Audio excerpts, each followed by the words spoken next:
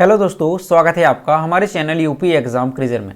दोस्तों, आज के वीडियो में हम 28 फरवरी से संबंधित उत्तर प्रदेश के सभी एग्जाम्स के लिए मोस्ट इंपॉर्टेंट करंट अफेयर के क्वेश्चंस को डिस्कस करेंगे और हर एक क्वेश्चन से रिलेटेड आपको फैक्ट भी बताएंगे। और वीडियो के अंत में हम आपसे एक क्वेश्चन भी पूछेंगे जिसका जवाब आपको कमेंट बॉक्स में देना है।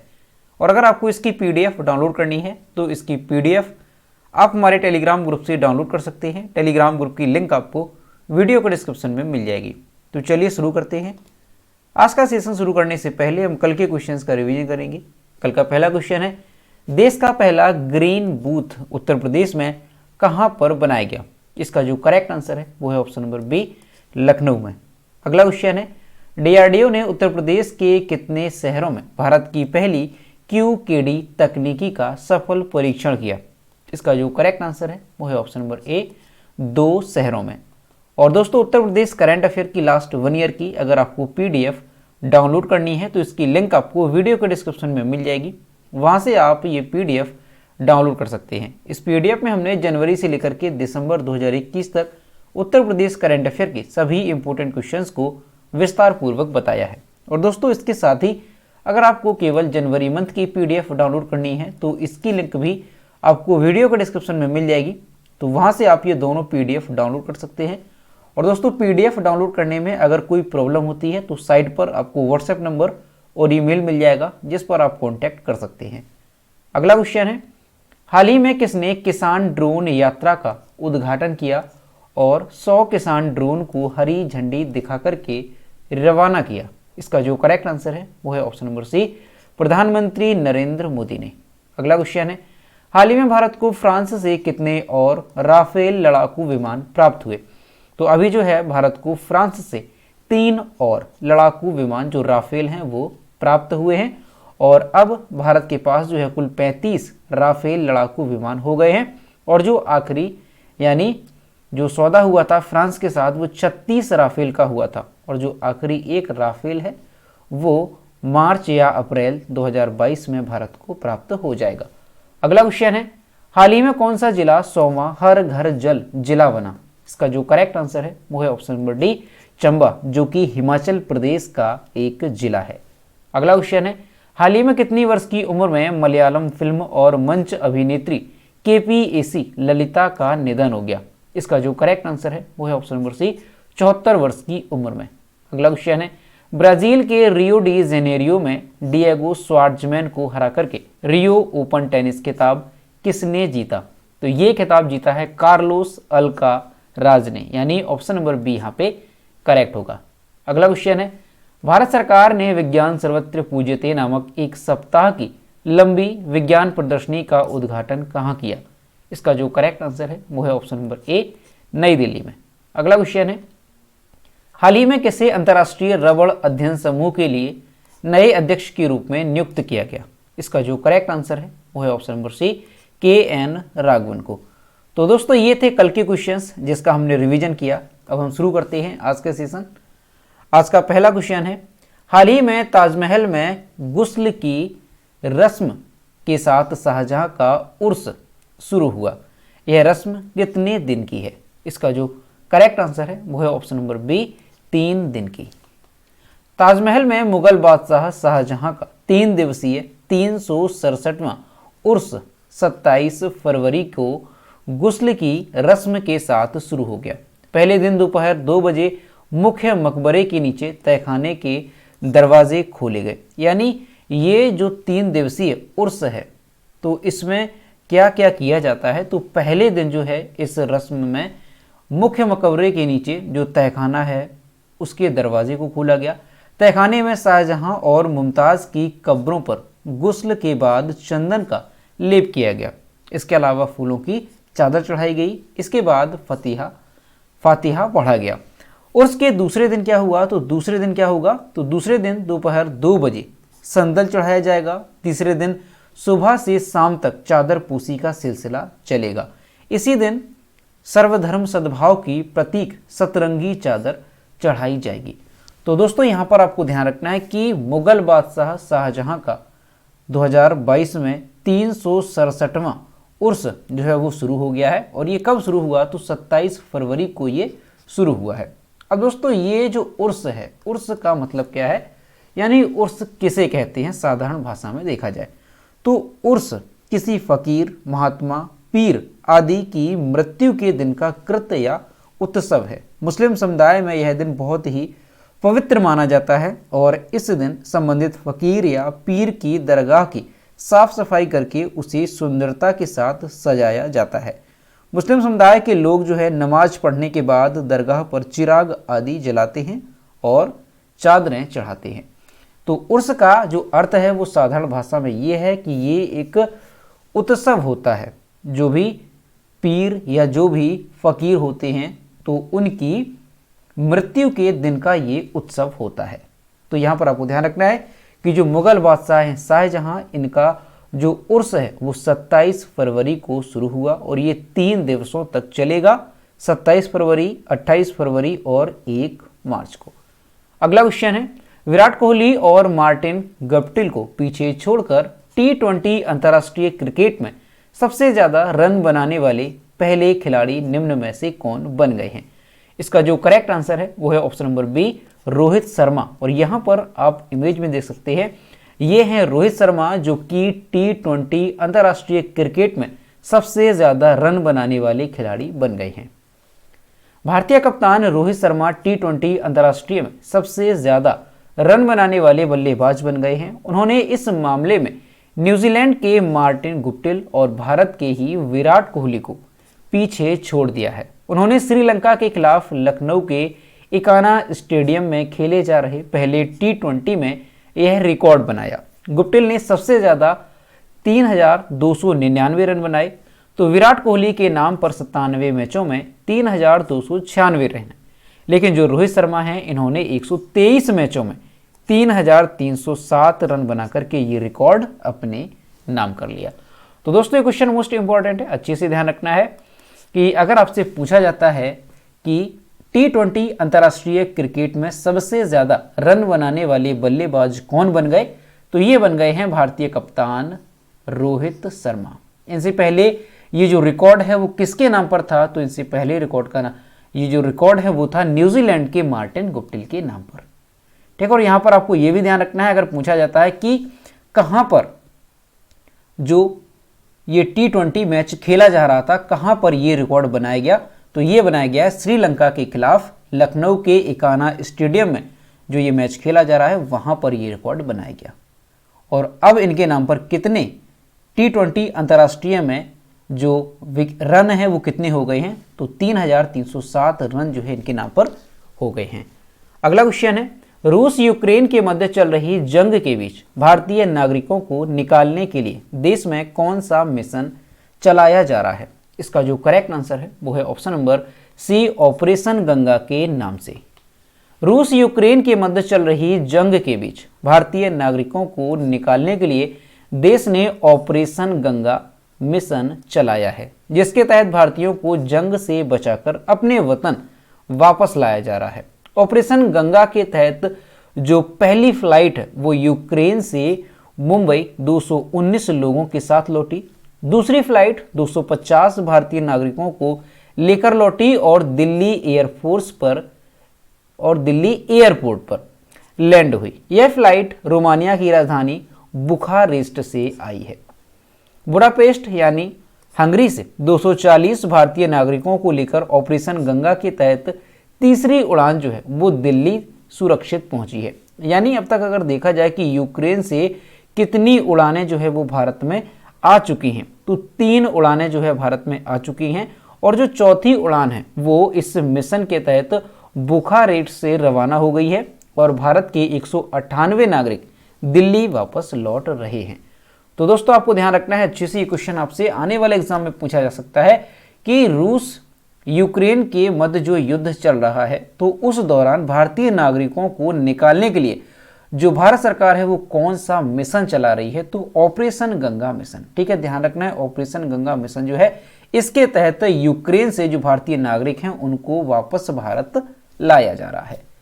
अब दोस्तों यहां से यूक्रेन से संबंधित आपको अच्छे से ध्यान रखना है कि वर्तमान में यूक्रेन के जो राष्ट्रपति हैं वो कौन है, तो वोलोदिमीर ज़ेलेंस्की वर्तमान में यूक्रेन के राष्ट्रपति हैं। यूक्रेन की राजधानी क्या है? तो कीव यूक्रेन की राजधानी है। और यूक्रेन की करेंसी क्या है? तो यूक्रेनिया रिवनिया यूक्रेन की करेंसी है।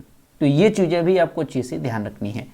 अगला क्वेश्चन है, हर साल राष्ट्रीय विज्ञान दिवस कब मनाया जाता है? इसका जो करेक्ट आंसर है वो है ऑप्शन नंबर बी, 28 फरवरी को। हर साल भारत में 28 फरवरी को राष्ट्रीय विज्ञान दिवस के रूप में मनाया जाता है, क्योंकि इस दिन प्रसिद्ध भारतीय वैज्ञानिक सीवी रमन ने रमन इफेक्ट का ऐलान किया था। तो जो राष्ट्रीय विज्ञान दिवस है ये क्यों मनाया जाता है? तो इस दिन जो प्रसिद्ध भारतीय वैज्ञानिक थे सीवी रमन, उन्होंने रमन इफेक्ट यानी रमन प्रभाव का ऐलान किया था। इसके लिए उन्हें साल 1930 में नोबेल पुरस्कार से भी सम्मानित किया गया था और यह विज्ञान के क्षेत्र में भारत का पहला नोबेल पुरस्कार था। इसलिए उनके इस महान कार्य को महत्व देने के लिए हर साल राष्ट्रीय विज्ञान दिवस मनाया जाता है। साल 1986 में राष्ट्रीय विज्ञान और प्रौद्योगिकी संचार परिषद द्वारा 28 फरवरी को राष्ट्रीय विज्ञान दिवस के रूप में घोषित किया गया था। यानी अगर देखा जाए कि जो राष्ट्रीय विज्ञान दिवस है इसकी घोषणा कब हुई थी, तो साल 1986 में इसकी घोषणा हुई थी। और ये पहली बार कब मनाया गया था? तो 1987 में ये पहली बार मनाया गया था। 2022 की राष्ट्रीय विज्ञान दिवस की थीम क्या रही? तो ये भी आपको अच्छे से ध्यान रखनी है। तो दीर्घकालिक भविष्य के लिए विज्ञान और प्रौद्योगिकी में एकीकृत दृष्टिकोण 2022 की राष्ट्रीय विज्ञान दिवस की थीम रही।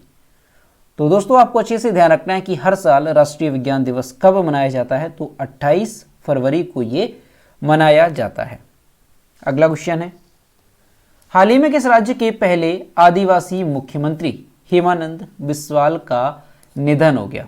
इसका जो करेक्ट आंसर है वो है ऑप्शन नंबर ए, ओडिशा के। और यहाँ पर आप इमेज में देख सकते हैं, ये थे ओडिशा के पहले आदिवासी मुख्यमंत्री हेमानंद बिस्वाल, जिनका हाल ही में निधन हो गया। ओडिशा के पहले आदिवासी मुख्यमंत्री और साथ ही राज्य के आखिरी कांग्रेस मुख्यमंत्री हेमानंद बिस्वाल का निधन हो गया। ये 82 वर्ष के थे। झारसुगुड़ा जिले के भुइयां आदिवासी बिस्वाल ने 1989 से 1990 और 1999 से 2000 तक 2 बार मुख्यमंत्री के रूप में कार्य किया। बिस्वाल ने अपने राजनीतिक सफर की शुरुआत झारसुगुड़ा जिले की क्रीमिरा पंचायत समिति के अध्यक्ष के रूप में की थी। वह पहली बार 1974 में लाइकेरा निर्वाचन क्षेत्र से उड़ीसा विधानसभा के लिए चुने गए थे। वह एक ही सीट से 6 बार विधायक के रूप में विधानसभा के लिए चुने गए और 2009 में वे सुंदरगढ़ से सांसद चुने गए। तो दोस्तों आपको अच्छे से ध्यान रखना है कि जो हेमंत बिस्वाल थे ये ओडिशा के एक बड़े नेता थे और ये ओडिशा के पहले आदिवासी मुख्यमंत्री भी थे और इसके साथ ही ये कांग्रेस के आखिरी मुख्यमंत्री थे ओडिशा में। तो इनका जो है हाल ही में 82 वर्ष की उम्र में निधन हो गया है।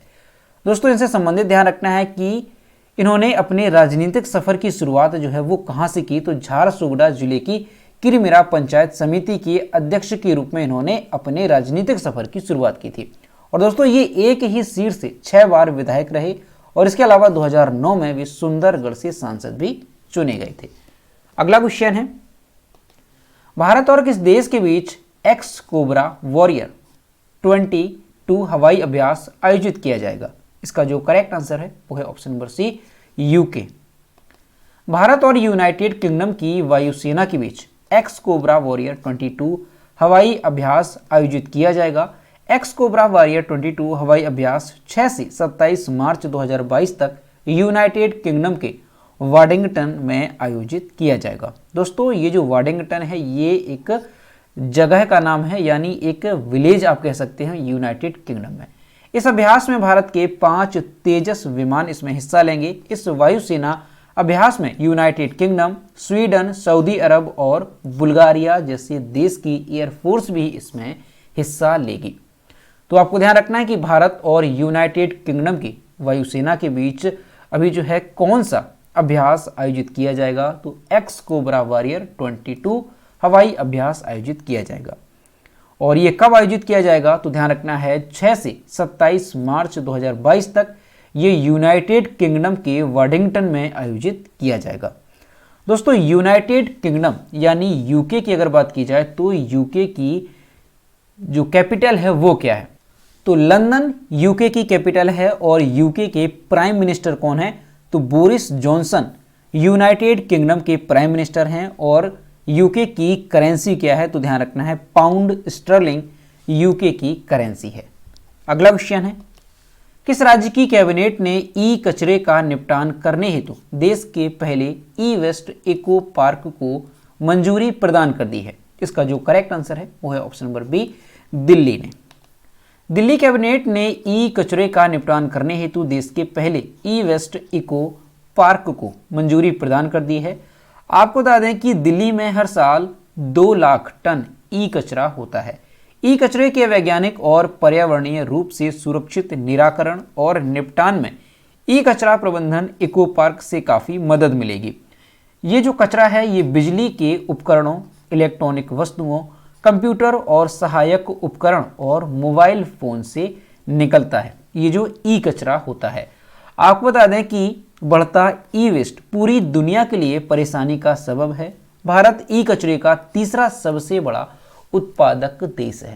तो ये भी आपको ध्यान रखना है, अगर पूछा जाए कि ई कचरे का तीसरा सबसे बड़ा उत्पादक देश कौन सा है तो ये है भारत। तो अभी जो है दिल्ली कैबिनेट ने ई कचरे का निपटान करने हेतु देश के पहले ई वेस्ट इको पार्क को मंजूरी दे दी है। तो यहाँ से आपको ध्यान रखना है कि ई वेस्ट इको पार्क को मंजूरी प्रदान करने वाला पहला राज्य या केंद्र शासित प्रदेश कौन सा बन गया? तो ये बन गया है दिल्ली। अब दोस्तों यहाँ पर दिल्ली की बात है तो ये है मैप में दिल्ली। दिल्ली की कैपिटल है नई दिल्ली। दिल्ली के चीफ मिनिस्टर हैं अरविंद केजरीवाल और दिल्ली के लेफ्टिनेंट गवर्नर हैं अनिल बैजल। और दिल्ली में लोकसभा सीटों की संख्या कितनी है? तो ध्यान रखना है 7 यहाँ पर लोकसभा सीटों की संख्या है और 3 यहाँ पर राज्यसभा सीटों की संख्या है। अगला क्वेश्चन है, हाल ही में किस देश के राष्ट्रपति गितानस नौसेदा ने देश में आपातकाल लागू करने की घोषणा की? इसका जो करेक्ट आंसर है वो है ऑप्शन नंबर ए, लिथुआनिया। रूस ने यूक्रेन पर हमला कर दिया है और इस तरह यूरोप में युद्ध की शुरुआत हो चुकी है। ऐसे में रूस के पड़ोसी बाल्टिक देशों में भी खलबली मच गई है। अब एक देश है लिथुआनिया, तो वहां पर मौजूदा हालात को देखते हुए आपातकाल लागू कर दिया गया।